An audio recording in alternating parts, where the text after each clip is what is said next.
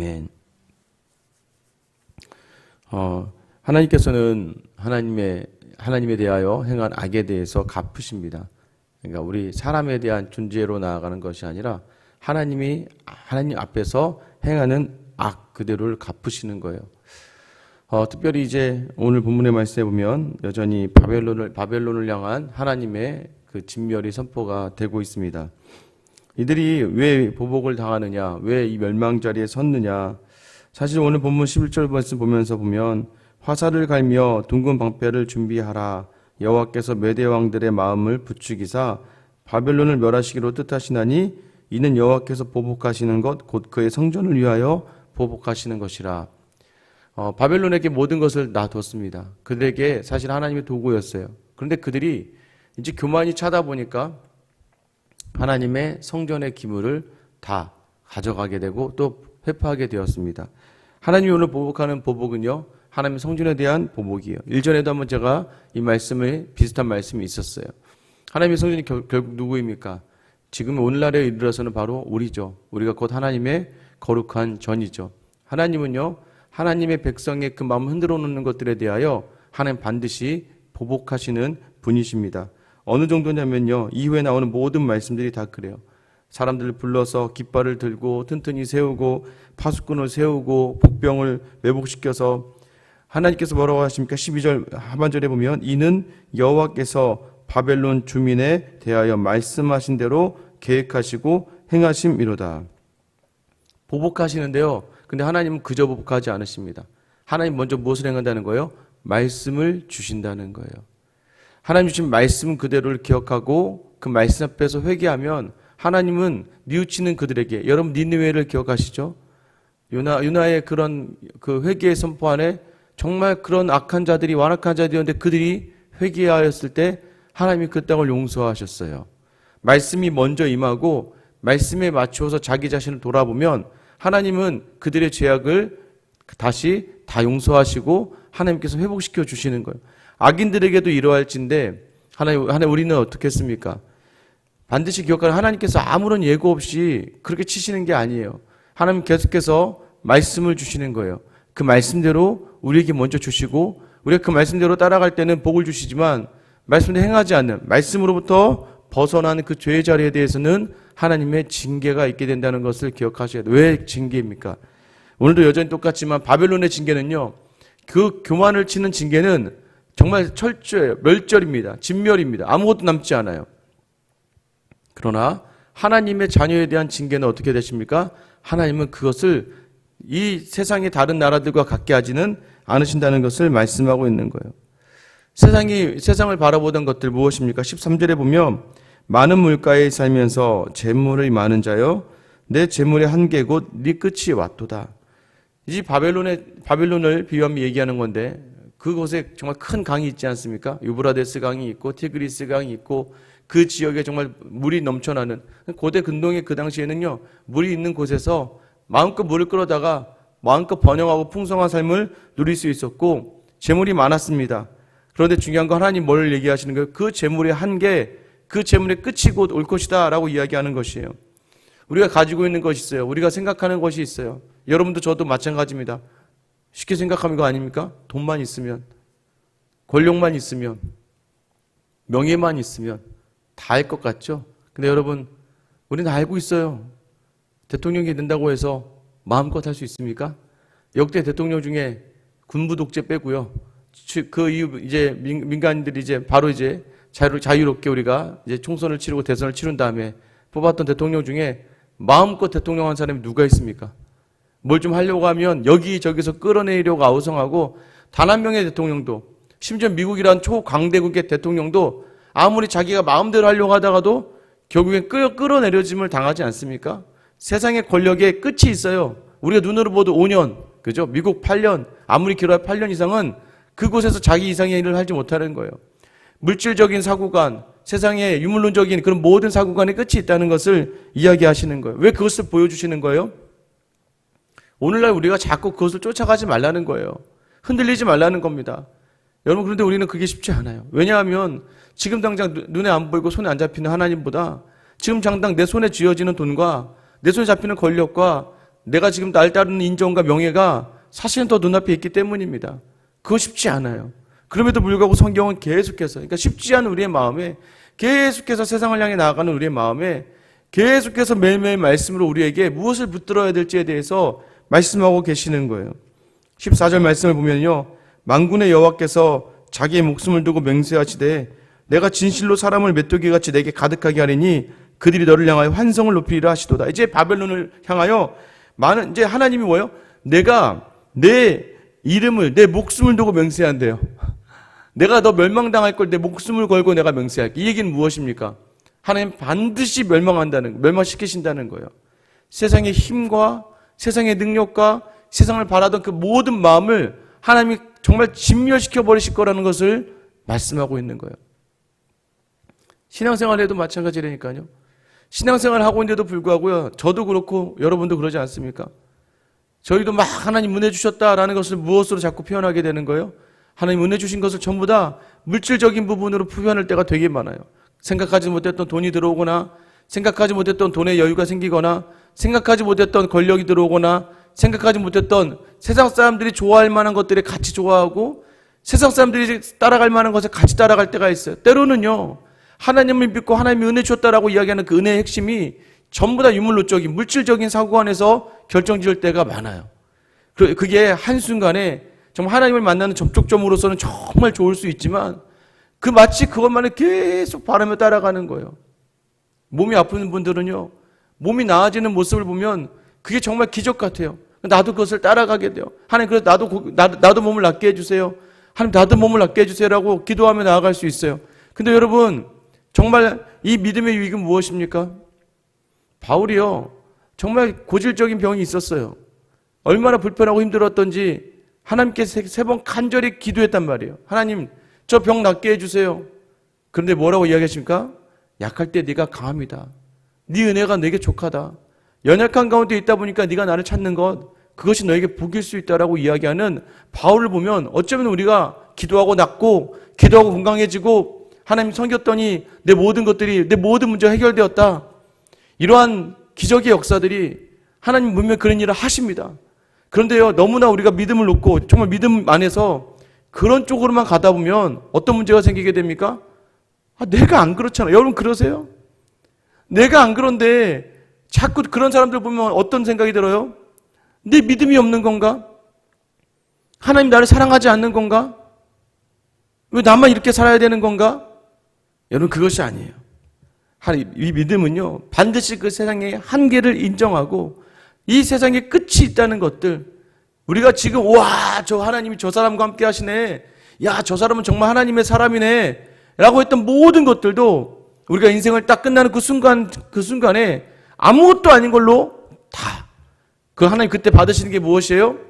너는 나를 위하여, 내가 너를 위하여 했던 사랑 그대로 어떻게 살아냈느냐에 대한 칭찬과 하나님에 대한 인정이 바로 우리가 천국에서 누릴 영광인 줄 여러분 믿으시기 바랍니다.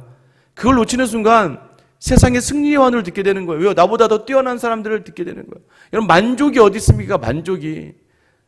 이제 저 같은 경우는 그러겠죠. 저 같은 경우는 우리 교회가 지금 한 중형교회 정도만 되면 얼마나 좋을까? 여러분 그런데요, 제가 중형교회에 사역했을 때 중형교회 목사님은요, 계속해서 대형교회가 되고 싶으셨어요. 니네 뭐 하는 거야? 부격자들 뭐 하는 거야? 빨리 가 신방 보고서내. 왜 빨리 전도를 왜 안 하는 거야? 계속해서 대형교회가 되고 싶어 하세요. 그럼 대형교회는 어땠을까요? 대형교회 가면 대형교회는 이제 우리 감사하고 만족하고 그랬을까요? 안 그래요. 더 전도해야 되고 더 우리가 해야 될 일이 있고 더 많은 일들을 해야 된다고 하면서 끊임없이 근데 그렇게 계속 가다 보면서 결과적으로는 대형교회 성도들 가운데서는요, 그래서 마음 아파하는 성도들이 너무나 많아요. 시간이 지난 다음에 내가 지금 뭘 하고 있었지 그동안? 교회는 성장했고 교회는 커졌고 많은 것들이 뭔가 편리해지고 좋아졌는데 내 개인의 신앙이 더덜너덜해져가지고는 아무것도 남지 않고 허무하고 교회에 배신을 당했다는 생각을 들 때도 굉장히 많은 거예요. 뭘 놓쳤습니까? 말로는 한 영혼이 중요하다, 한 영혼을 살려야 된다 이야기는 하지만 결과적으로 영혼을 놓쳐버린 꼴이 되어버린 거예요. 세상과 똑같이요, 30명의 성도들을 위해서 10명의 성도를 희생하는 것, 이게 바로 교회가 할 수밖에 없었던 일들로 귀결되어지니까 여러분 그것이 너무나 마음 아파지는 거예요. 여러분, 우리도 어쩌면 그런 거예요. 세상의 것들을 향해서 이 생각과 몸이 다 거기에 배어 있는 거예요. 그렇지 않습니까? 저도 그런데요, 뭐. 조금 더 다른 사람보다 싸게 사면 너무 좋고, 다른 사람보다 생각하지 못했던 돈이 들어오면 너무 좋고, 그죠? 여러분도 그러지 않습니까? 그것이 마치 기적인 것처럼 생각할 때가 많다는 거예요. 여러분, 바벨론을 향해서 하나님이 심판하시는 것은 우리가 세상에 대해서 가지고 있는 그 마음을 심판하시겠다고 작정하시는 거예요. 왜 그렇습니까? 15절, 16절에 보면 하나님이 땅을 지으셨고 세계를 세우셨고 하늘을 펴셨고 그의 목소리로 하늘에서 물을 생기게 하시고 땅끝에서 구름이 오게 하시고 비를 위하여 번개를 치게 하는 곳간에서 바람을 내신 하나님이 어떤 하나님? 우리 하나님이세요. 창조주 하나님이시고 이 세상을 주관하신 하나님이시라는 거예요. 창조주가 누군지 잊어버린 그 상태가 무엇입니까? 바로 세상을 향해 나아가고 자기 욕심을 나아가는 상태라는 거예요. 17절, 18절에 그래서 그들이 아주 어리석고 무식하다고 이야기해요. 왜냐하면 자기가 만든 신상으로 결국 수치를 당하고 왜? 그들이 부어 만든 우상이 다 거짓이고 생기가 없기 때문이에요. 결국 헛된 것이죠. 헛되다. 야, 그거 헛된 거야. 그 결과가 뭐예요? 조롱거리가 되고 멸망거리가 된다고 이야기하시는 거예요. 대기업 회장들이요, 죽지 못하는 거예요. 아니요, 자녀들이요, 아버지를, 어머니를 죽이지 못하는 거예요. 죽는 것도 자기 마음대로 못하게 해버려요. 왜요? 뭐 주식 문제가 여러 가지 문제가 많으니까 아버지가 죽으면 안 돼요. 그럼 그다음부터 뭐 죽고 나서 뭐 상속세니 뭐니 하다 보면 이 지분이 흔들리다 보면은 이 자기의 어떤 그 자리를 다 놓칠 수가 있기 때문에 여러분 돈이 많고 해도요, 결국에는 편안하게 갈 수도 없는 그런 상황도 여러 가지가 있어요. 가지고 있는 것의 한계가요, 어쩌면 사람들에게 아유 참 어떻게 저렇게 할 수 있을까라고 생각할 만큼 조롱거리와 수치거리가 될 수도 있다는 거예요. 이렇게 얘기를 해도요, 여전히 우리 마음에 뭐가 있어요? 그래도 나 가지고 싶어, 그래도 나 그렇게 눕고 싶어 하는 그런 마음들이 있다는 게 참 우리의 마음이죠. 여러분, 그러나 기억하셔야 돼요. 진멸된 세상과 달리 19절에 보면 야곱의 분깃은 그와 같이 아니하시니 그는 만물을 지으신 분이요 이스라엘은 그의 소유인지파라 그의 이름은 만군의 여호와시라. 우리는 그렇지 않다는 거예요. 우리는 하나님의 소유이기 때문이에요. 만물을 지으신 그 하나님의 것이기 때문에 하나님이 우리를 그 바벨론과 세상과 같이 그렇게 두지 않겠다는 거예요. 그래서 우리를 자꾸 시험시키시고 연단시키시고 훈련시키시는 거예요. 그렇게 자꾸 우리를 건드리시는 거예요. 물질로 살아가지 않는다는 걸 보여주는 거예요. 세상의 힘으로 살아가지 않는다는 걸 보여주는 거예요. 믿음으로 산다는 걸 보여주는 거예요. 한번 해봐야 되는 거예요. 한번 해봐야 되는 거예요. 여러분, 그것이 바로 우리에게 주어진 하나님이 원하시는 자리의 모습인 거예요. 그렇지 않으면 어떻게 됩니까? 또다시 이야기해 봐요. 잠시 너희는 그러지 않을 거야 라면서 우리에게 희망을 주시지만 이내 또 갈 걸 아시니까 20절부터 다시 바로 그렇게 시작합니다. 20절부터 23절에는 바벨론은 하나님의 철퇴였고 하나님의 무기였다고 이야기합니다. 그런데요, 그걸 어떻게 한다고 24절 우리 같이 한번 읽어볼게요. 시작. 너희 눈앞에서 그들이 시온에서 모든 악을 행한 대로 내가 바벨론과 갈대아 모든 주민에게 갚으리라. 여호와의 말씀이니라. 예루살렘에서 행했던 모든 일들을 내가 보고 있기 때문에 내가 그들에게 갚을 거야. 지금 이야기한 모든 것들대로 그들을 진멸할 거야 라고 말씀하시는 거예요. 살다 보면은요, 우리가 생각한 것과 다른 경험할 때가 너무나 많습니다. 특별히 내 기대와 내 소망이 무너져 버려서요, 상처와 아픔을 겪을 때가 많아요. 억울할 때도 많습니다. 참 많아요. 억울하죠. 내 마음과 진심이 오해를 받고 흐려질 때가 있어요. 사역을 하다가도 저도 그런 적을 많이 경험했던 것 같아요. 성도님들이 제 마음을 오해하다 보면 다른 감정을 갖게 되고 그러다 보면 아파하는 경우도 많았고, 또 다른 함께하는 교육자들이나 또 섬기는 목사님들이 다른 생각이나 다른 오해를 가지고 있으면요, 억울할 때가 많아요. 내 마음은 그런 것이 아닌데, 내 뜻은 그런 것이 아닌데, 근데 그럴 때 그 억울함을 보고 오해를 보면서 저도 화를 낼 수 있고, 저도 얼마든지 똑같이 동일하게 대응할 수 있지만, 그때 여러분 우리가 놓치지 않는 자리가 무엇이었습니까? 그때 제가 놓치지 않았던 자리, 믿음의 자리. 그런데 그때 믿음의 자리를 지켜내면서도 스스로에게도 이렇게 얘기할 때가 있어요. 이 바보 같은 놈. 예전 같았으면 안 그럴 텐데, 예전 같았으면 더 내 마음대로 했을 텐데. 그러면서 참고 인내하고 감당하는 자리가 사실은 쉽지는 않아요. 주변에서 바라면서 야, 네가 그렇게 할 수 있어? 야, 너 어떻게 그렇게 된 거야? 라고 하겠지만 하나님 앞에 섰을 때 어쩔 수 없이 매일같이 말씀을 묵상해야 되고 어쩔 수 없이 계속 기도를 해야 되고 어쩔 수 없이 목회 자리에 있다 보니까 어쩔 수 없이 부딪혀지는 말씀 앞에서는요, 어쩔 수 없이 순종을 할 수밖에 없는 거잖아요. 억울하고 힘들어도 악을 품어도 그 악을 오늘을 넘기지 않으려고 노력하고 또 모든 악에 대해서 악으로 갚지 않고 선으로 악을 이기려고 노력하는 자리들. 근데 여러분, 얼마 되지 않아서 아니면 또 뭐 오래 지나서 하나님 반드시 그 모든 것들에 보복하여 주신다는 것을 여러분 아시잖아요. 여러분 그런 경험 없으세요?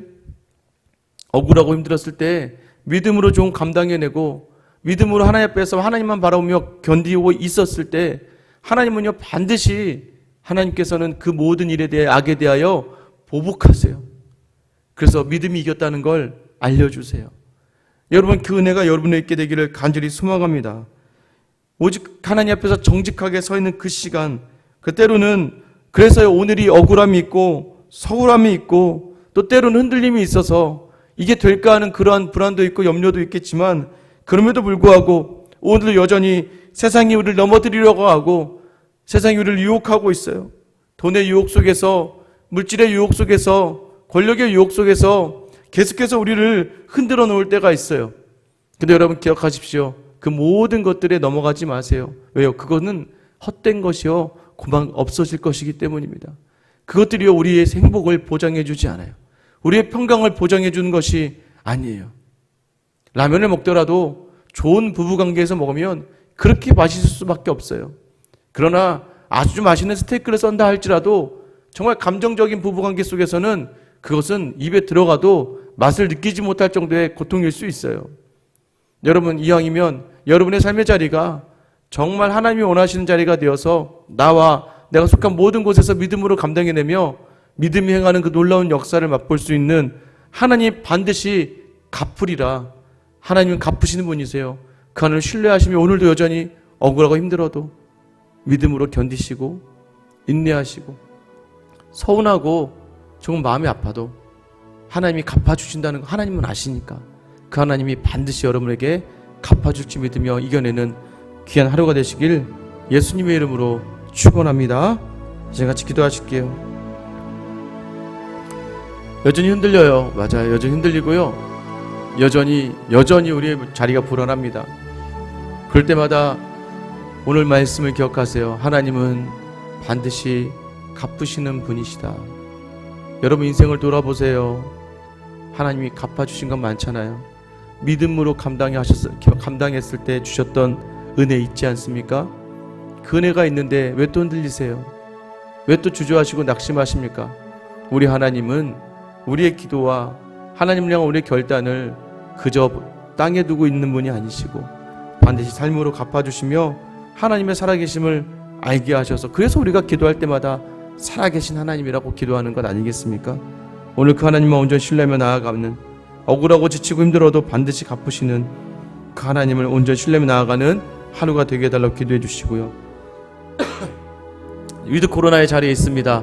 이 모든 자리마다 다시 한번 믿음의 자리로 성도들이 회복될 수 있도록 도와주시고 하나님 필요한 영혼들을 한국교회 위에 다시 보내주시고 회복시켜달라고 또 생수양교회 위에 마지막 한 해의 마무리를 믿음으로 잘 감당해내며 새해를 잘 준비할 수 있는 그 지혜와 명철을 달라고 기도해 주시고요. 오늘 기도하실 때는 정혜선 선교사님 탄자니아 아루샤에서 이제 집을 구했고 얼마 전부터 마사이족 학교에 가서요 방과후 수업을 이제 하고 있어요. 아이들 못 먹는 아이들 위해서 물을 주고 먹을 것을 주고 공부를 가르치고 이제 믿음을 전하고 복음을 전하고 있어요.